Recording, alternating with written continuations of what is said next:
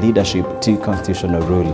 Elections replaced insurgency as the recognized path to the power, and institutions were created to reflect popular will.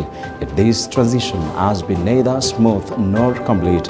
Each election has carried echoes of the past, of control, resistance, reform, and resilience, raising questions about how far the nation has truly traveled from its origins. Today, the ballot stands at the central symbol of Uganda's democracy, but it carries heavy historical weight.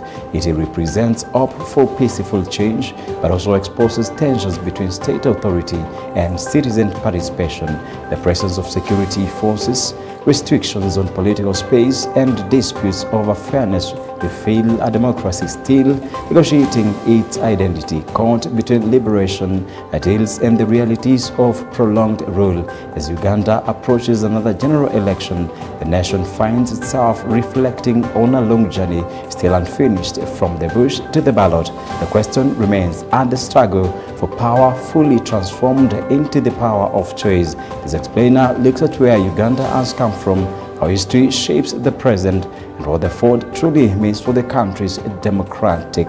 And this is From the Bush to the Ballot, the Uganda's unfinished democratic story.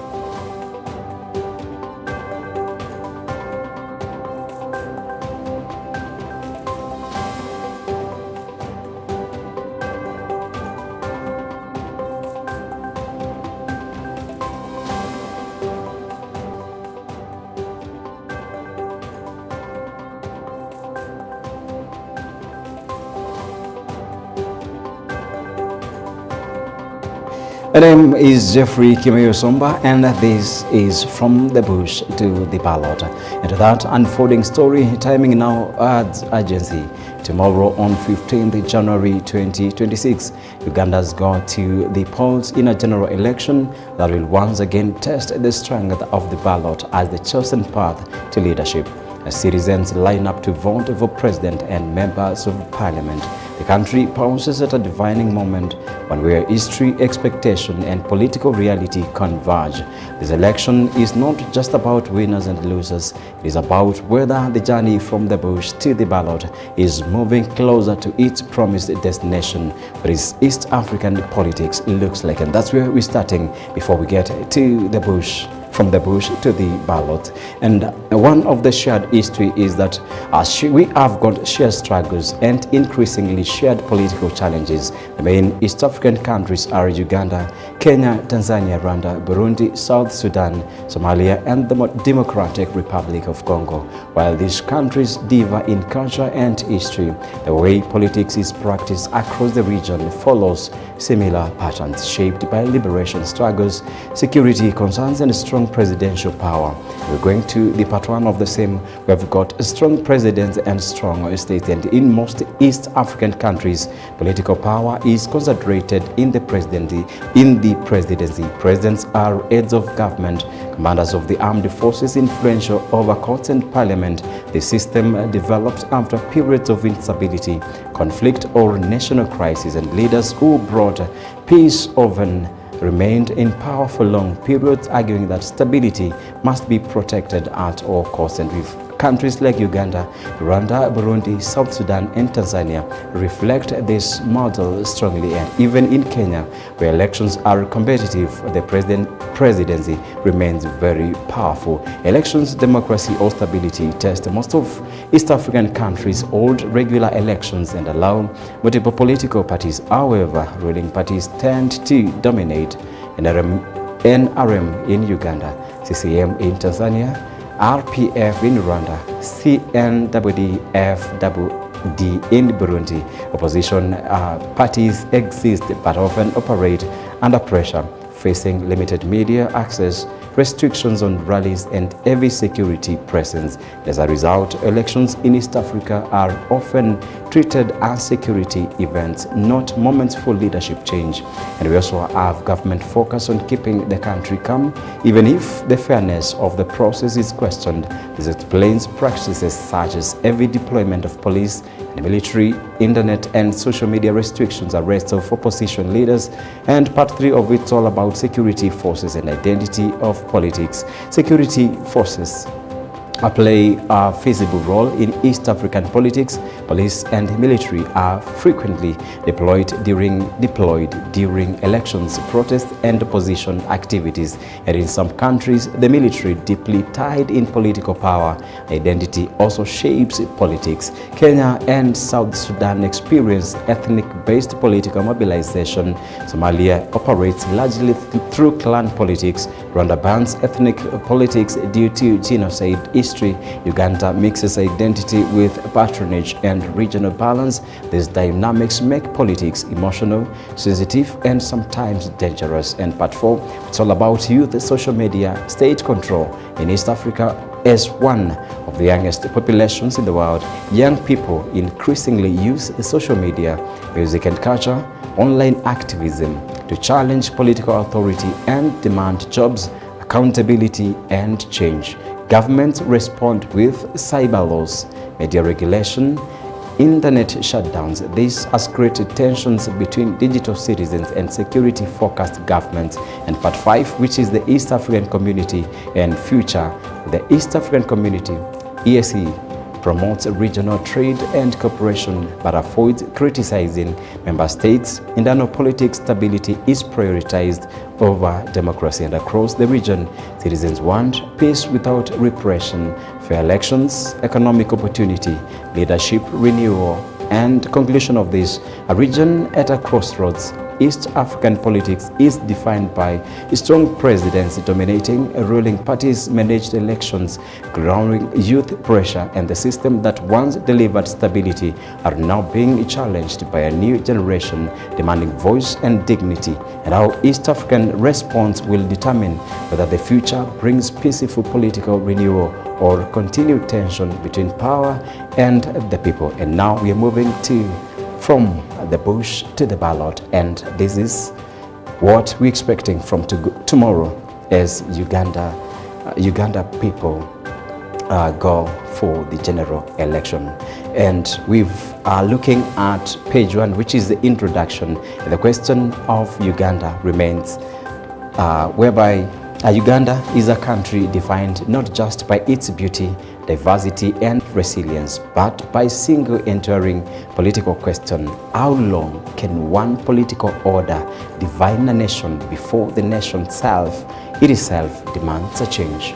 Since 1986, Uganda has lived under one presidency, that of Yoweri Kaguta Museveni, And for some, this period represents stability after chaos, and for others, it represents a stagnation masked as a continuity. And this explainer examines Uganda's political, social, and economic journey from 1986 to today, the evolution of power, the rise of opposition movement, the meaning of elections, and the issue of internet shutdown during election periods, and what Ugandans are truly asking for as a people. This is not just history. This is a conversation about who we are, how we are governed, and where we are going. Why 1986 matters. The birth of the current state. To understand Uganda today, one must understand why 1986 is not just a date, but a foundation. Before 1986, Uganda experienced military coups, political assassinations, economic collapse, institutional breakdown. When the National Resistance Army, this is NRA, captured Kampala in January 1986, Museveni presented himself not merely as a victor, but as a corrective force. His early message emphasized ending sectarian politics, restoring our national unity, establishing security, rebuilding institutions. The movement system that followed rejected multi-party competition, arguing that political parties had previously divided the country along ethnic and religious lines. And for many Ugandans, especially those who lived through the 1970s and the early 1980s, peace alone felt like progress. And this psychological legacy matters. It reshaped public tolerance for long rule, centralized power and security, fast governance, and the first elections and the consolidation of power. Uganda's first presidential election under the new order took place in 1996. By then, Museveni had entrenched authority. The military remained politically influential position. Activity existed, but within narrow limits, and the 1995 constitution promised democratic governance. Separation of powers, term limit, however, over time, presidential power expanded, parliament increasingly aligned with the executive. Constitutional safeguards were amended or removed. The removal of term limits, this is 2005, and later age limits 2017, marked a critical turning point, shifting Uganda from a reformist promise to personalized rule. Election continued, but increasingly under conditions where the incumbent controlled state machinery. Opposition faced legal, financial, and security constraints. Uganda had elections, but fewer believed they could change leadership. And social impact since 1986, and a nation divided by generations. Uganda today is a young country ruled by a old political order. More than 75% of Ugandans were born after 1986. This creates a profound disconnect where the ruling narrative emphasizes liberation and stability.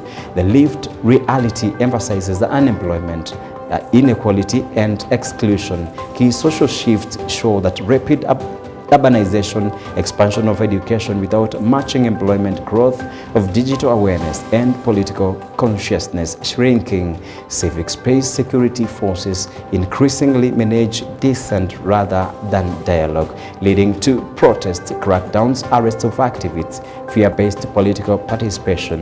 The social contract is under strain. Young Ugandans ask, if peace was the promise, where is the prosperity? And we're looking at the economic impact since 1986, where growth without inclusion. Uganda has achieved macroeconomic stability, infrastructure expansion, improved regional trade integration, but economic growth has been uneven. Persistent challenges: youth unemployment, high cost of living, corruption, and patronage. Informal economy dominance. In the digital economy once offered up online businesses, mobile money, content creation, and however, internet shutdowns during elections disrupt small businesses, freelancers, cross-border trade, public trust in governance. Economic growth without political inclusion breeds frustration, not gratitude. And the internet shutdown, control in the digital age. The shutdown of internet and digital platforms during election periods has become a symbolic and a practical flashpoint whereby official justification prevent misinformation, maintain public order, protect national security, public perception, suppression of dissent, restriction of elections, transparency, limitation of citizen journalism.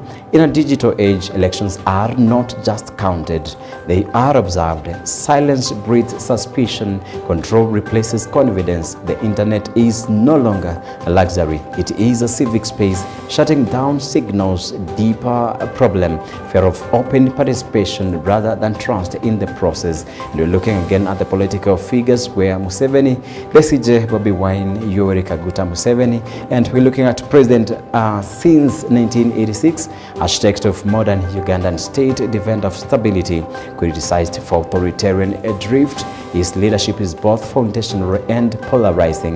Dr. Kizza Besigye, formerly Ali turned challenger, symbol of resistance politics, ran multiple times, focused on institutional reform. Besigye's struggle is ideological. Uganda must move from liberation legitimacy to constitutional legitimacy. Robert Kyagulanyi, again, Sendamu, or Bobi Wine, as many people know him, represents generational rupture, youth-driven political movement, leads the National Unity Platform NUP. His rise reflects cultural politics, social media, mobilization, urban youth frustration, and the Museveni-Bobi Wine dynamics is not personal, it is generational and systemic. And we're looking again at other candidates and who managed pluralism. Uganda'S elections often feature multiple candidates, but some align in the ruling establishment, others lack. National reach, fragmentation, weakness of position, impact. This creates managed pluralism, the appearance of choice, the certainty of outcome, and true competition requires equal access, independent institutions, neutral security forces. Without these, elections risks becoming rituals, not decisions. And again, Uganda in the East African community. And regionally, Uganda plays a critical role: trade corridors, military cooperation, refugee hosting, and however, democratic backsliding affects regional credibility. Election practices influence EACC norms. Political instability spills across borders. East Africa watches Uganda not as a lesson, but as a warning or a model. And we are looking again what Ugandans want and the questions that remain. And across class, region, and age, Ugandans consistently express the same desires: dignified livelihoods, honest leadership, peace with freedom, a future beyond personalities. Key national question that we need to ask Uganda is, can Uganda transition leadership peacefully? Are elections instruments of choice or control? Does security protect citizens or power? Is instability meaningful without accountability? What happens after Museveni? The last question that we need to understand, or even we need to ask ourselves, what will happen if Bobi Wine or Kyagulanyi appears or even emerges as the presidential elect come 15th of January 2025, which is tomorrow? We wish all the best to Ugandans. We wish peace all over the country. And this is From the Bush to the Ballot, Uganda's unfinished democratic story. Coming up next, JKS Thursdays. My name is Jeffrey Kimaiyu Somba. Don't go too far.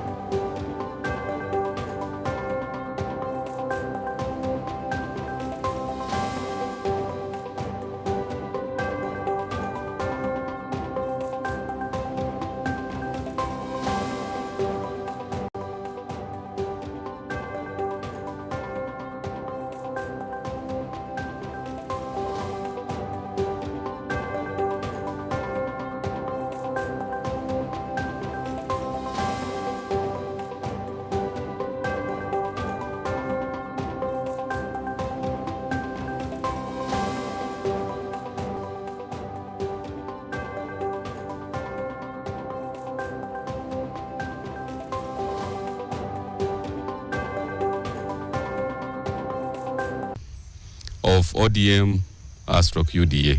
Because we are in this broad-based government, that is our first choice, to be with President William Samoei Ruto.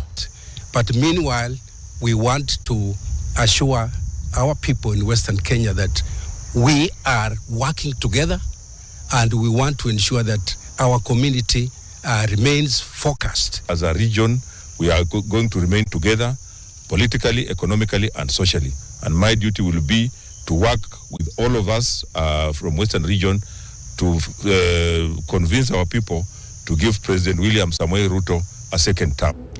As the Kenya Kwanza government continues to roll out the Nyota program aimed at empowering young people across the country, more than 100 youths from Turkana County were registered under the programs have raised concerns after failing to receive the money they were promised. The youths who were enrolled in the Nyota project launched in Eldoret by President William Ruto say they were each supposed to receive 22,000 Kenyan shillings through their mobile phones, but the funds have not been disbursed. They added that despite trying alternative methods, including checking their phones and calling their supervisors for assistance, they have not been successful in accessing the money.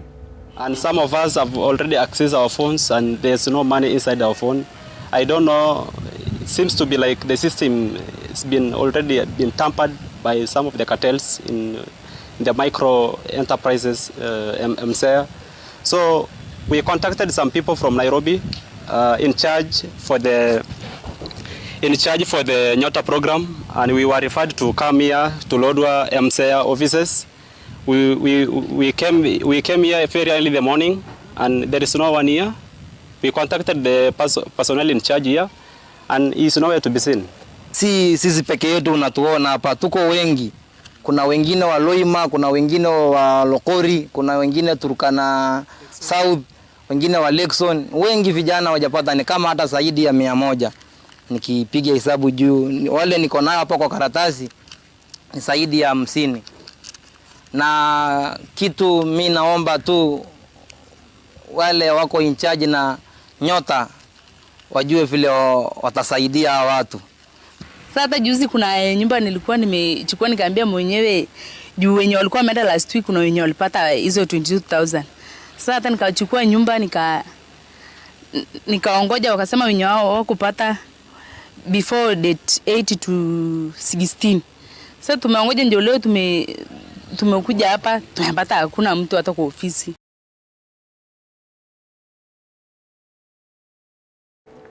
And still moving on, pressure is mounting to remove National Assembly Minority Leader Janet Mohamed amid growing claims of internal wrangles within the ODM party as Mio Halmoja One Kenya coalition today. 7 parties within the coalition have called for the removal process to be fast-tracked, saying the position should be taken over by other opposition members of the parliament. They also accused Janet Mohamed of failing to effectively advance opposition interests, claiming instead that this aligning himself with the government. Express our profound concern over the continued reckless and defamatory utterances by some Azimio la Umoja One Kenya officials, and especially one Honorable Janet Mohamed, which slander the name and legacy of the former President of the Republic of Kenya, His Excellency Uhuru Muigai Kenyatta. We, as Azimio parties, place it on record, without ambiguity, that the former President served this nation with dignity, protecting Kenya's territorial integrity, upholding national cohesion, and shepherding a peaceful transition of power. Any attempt to diminish this record is both dishonest and an affront to the millions of Kenyans who lived through that stewardship. In light of these developments, we as Azimio parties hereby demand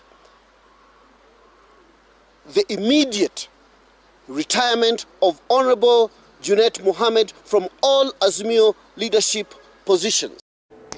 And on a paralyzing step, the ongoing doctor strike in Nairobi County is expected to continue for an indefinite period after the doctors vowed not to call off their industrial action until the county addresses their outstanding salaries and allowances. The doctors, who have been on strike since December 18th, accused the administration of Governor Johnson Sakaja is sorry of failing to pay their salaries and benefits, saying the Nairobi County government has continued to ignore their agreements. This comes as clinical officers are also in the middle of a 21 day. Any salary, mshahara, we have asked you over and over again. Imagine two things which are basic needs for us: insurance, comprehensive insurance cover, and salaries. As we speak now, even the clinical officers are on strike. The other cadres are actually joining tomorrow, telling you that how health is not working in Nairobi. Yani wamengangana lazima iwork, but imekata kabisa. It's not working at all. So all we are saying that wananchi wa Nairobi, mjue hakuna madaktari hospitali. Na ukienda hospitali mwenye anakutibu ni wale wenye mnaitanga madaktari, lakini si madaktari. So please, we kindly request you to seek medical care somewhere else in these other facilities and around the county. Because for sure, it's going to get. Now crossing to education, while many schools across the country continue to register large numbers of grade 10 students on the third day of reporting, several C4 category secondary schools in Machakos County are yet to admit even a single learner, raising concerns about equity in the implementation of the competency-based curriculum.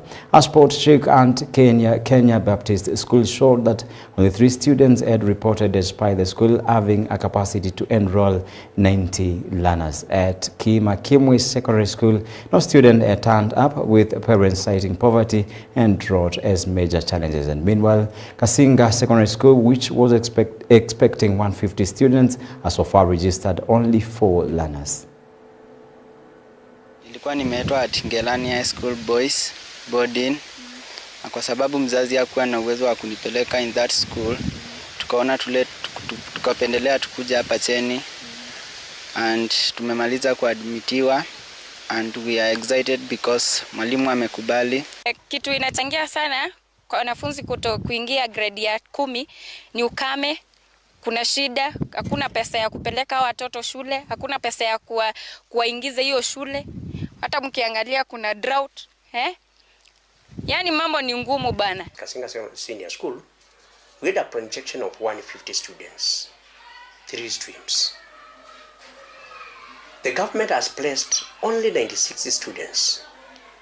So we have a deficit of 64. And what we are finding out is the fact that the students who have been placed to join schools which are C4, like Kasinga Senior School, come from very far from where the school is situated. Kasinga Senior School is a full-day school. My students who have been placed on the portal come all the way from Kajiado, all the way from Kadhiani, Kangundo, Mwala, in the city. And apparently, I talked to a parent on Sunday who was telling me that he's at Malindi. And still on education, aspirants for various positions in Kenya Union of Post-Primary Education Teachers Kupet Murang'a branch have protested the halting of county elections through a court order demanding that the polls proceed as scheduled on Saturday, January 17th. Addressing members of the press on Tuesday, the teachers said the court order halting the elections has caused frustration and uncertainty among aspirants and voters, warning that the delay undermines their democratic rights and confidence in union leadership. Kupet Murang'a branch chairperson aspirant Suleiman Salim condemned the suspension, saying the halt aims to deny teachers a critical opportunity to participate in union democracy.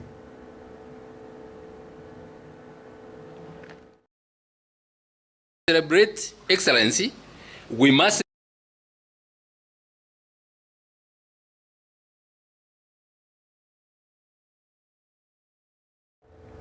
Retired Chief Justice and Presidential Aspirant David Maraga has criticized the government for what he termed as failure to prioritize education, saying the situation continues to weaken the quality of learning and contribute to declining student performance in schools across the country. Speaking during an education conference, Maraga said the education sector is facing many challenges, including a serious shortage of teachers, poor infrastructures in schools, and reduced government funding.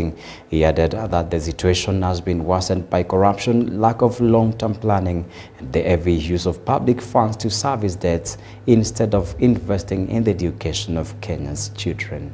Celebrate excellency, we must reject a system that produces massive failures and only a small elite that survives through the eye of the corruption needle.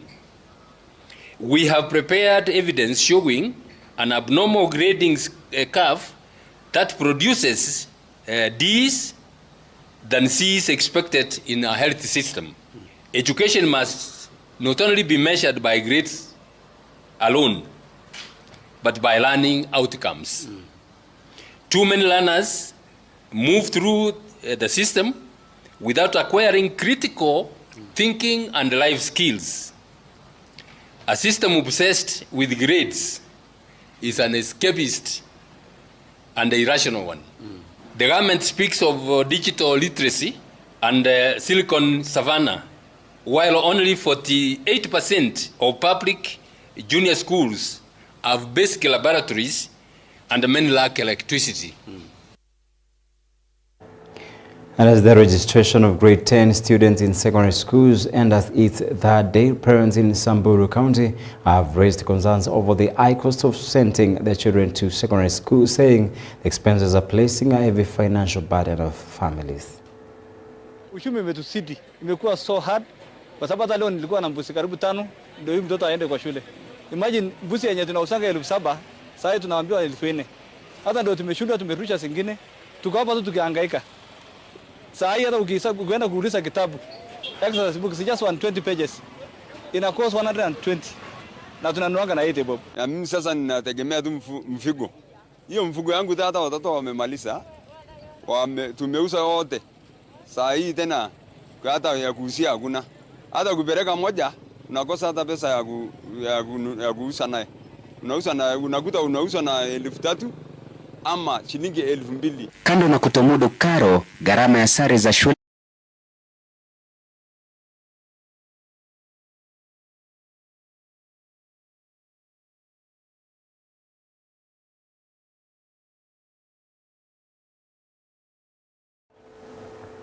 The same story as the reporting of grade 10 students of senior secondary schools.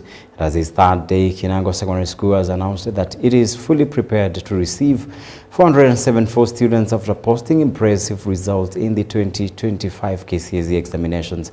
According to the school's principal, Mafungo Siasa, adequate infrastructure has been put in place to meet the needs of students under the new competency-based curriculum education. He also called on the government to increase the school students' capacity following its elevation to national school status. Kwa sababu hata leo nilikuwa na mbuzi karibu 5 ndio huyu mtoto aende kwa shule. Imagine mbuzi yenye tunausanga 7,000, sasa hivi tunaambiwa 4,000. Hata ndio tumeshindwa, tumerusha zingine. Tuko hapa tu tukihangaika. Sasa hata ukienda kuuliza kitabu exercise book is just 120 pages. Ina cost 120.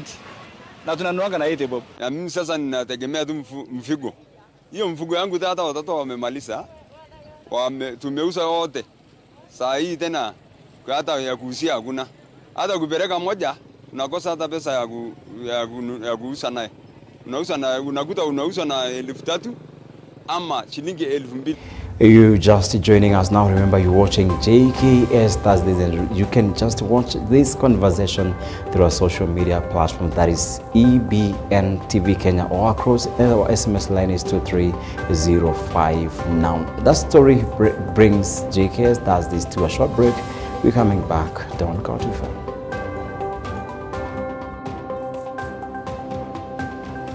With a dual fuel vehicles retail network and trusted brand to accelerate LPG adoption as a practical, cleaner alternative for vehicles, aligning with Kenya's broader strategy to increase LPG usage and reduce urban air pollution. And sustainable energy solutions across the country. And you know, for us to be able to do that for LPG in terms of autogas, it's about only two things. It's about how we increase our footprint of autogas stations and how many vehicles we convert. Now, if you compare Kenya to the rest of the world, as I said, we have 70,000 stations in the world that sell autogas, and we have nearly 27 million vehicles. But now when you come back home here in Kenya, we are actually scratching the surface. Right now, we have nearly 35 stations across the country, all of them together combined, and we have around between 15 to 20,000 vehicles in Kenya. So when you compare them to mature markets like Turkey, which 30% of their businesses is in LPG, then you notice we have a long way to go But the beauty of this partnership with Ola today as Proto Energy and Autogas and Ola Energy is that we are saying that we can actually increase the pace of adoption of LPG usage in our vehicles in Kenya with such a partnership as this, because it's very strategic. Ola has a footprint across the country, so it means I don't have to go building stations as new stations. All I need is to find out where I have strategic stations with Ola, and we get into business together, which is why this can be fast-tracked for us to be able to catch up with the rest of the world in terms of footprint. But the second big one is conversion of vehicles. Now, it takes 67,000 shillings to convert a vehicle, a petrol vehicle, into usage of LPG. Now, normally, most of the vehicles, if it is PSV, Matatus, they will take 30 days, 1 month, to recover actually the amount they have invested in the kit, in the conversion kit.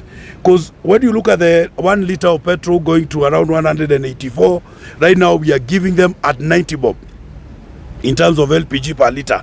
So there's a whole 50% different discount that is in between there.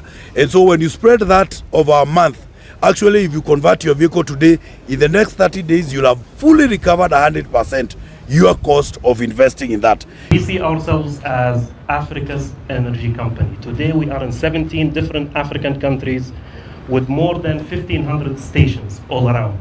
We pride ourselves in serving our customers right where they want to be served and how they want to be served in the safest way possible. And I have to say that this partnership is actually very unique. It's very unique. It comes because of the need of the expansion of LPG here in Kenya.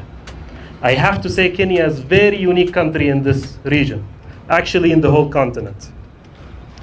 The penetration of LPG today is no more than 24%, and the government's ambition is actually very high. And there is an opportunity here. How can that opportunity be realized? Is by partnerships like this. When we talk about Autogas, this will offer more efficient, safer way for motorists to power their vehicles. And what better way to partner as a partnership between Ola Energy and Proto Energy to do something like that. Now, we talk about expansion, but how can that be done? It's not only by leveraging the footprint and the technology that we have and the knowledge that we have, but we have to do it safely. And that is what we do. These partnerships where Proto Energy brings the expertise and the execution, and Ola Energy brings the footprint and the knowledge and how to access the market, this is the real partnership to expand Autogas and the LPG penetration into this country for the benefit of everybody. So, Joel, what you're doing is incredible, and we're very excited to do even more than this. And we're very confident that a lot more will be done through our teams. Now, I would like to thank really the teams that worked on this. And this is just the first of many. We would like to also thank EPRA as they collaborated with us and we collaborated with them. As you know, when you have a new service or a technology that's being provided in a place, it's always the partnership between the private sector and providing what we know on how to access the market, along with the government's intention of providing better solutions for everybody in the safe way that actually make things work. And this is what we are here to do. So for everybody, thank you. We're very excited to launch Autogas at Ola Energy Buru Buru. Thank you all for being here, and we're very excited for many more to come.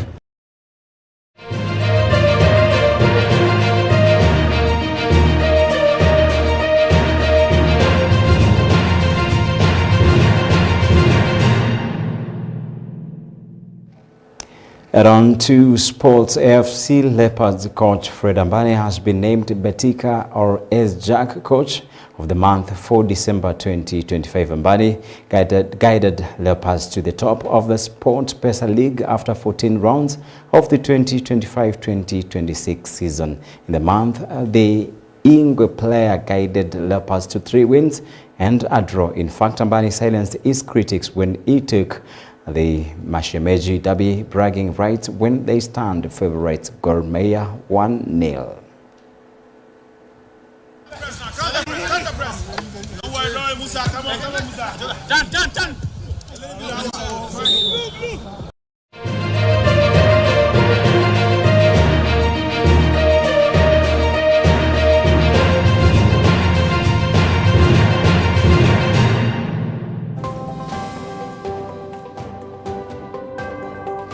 That story from sponsor brings EBN Prime Edition to an end. But before we go, I want to appreciate you for watching our bulletin. I want to appreciate you for watching our programs from the start of the day until this time. And everyone who made this a success, I want to thank you so much.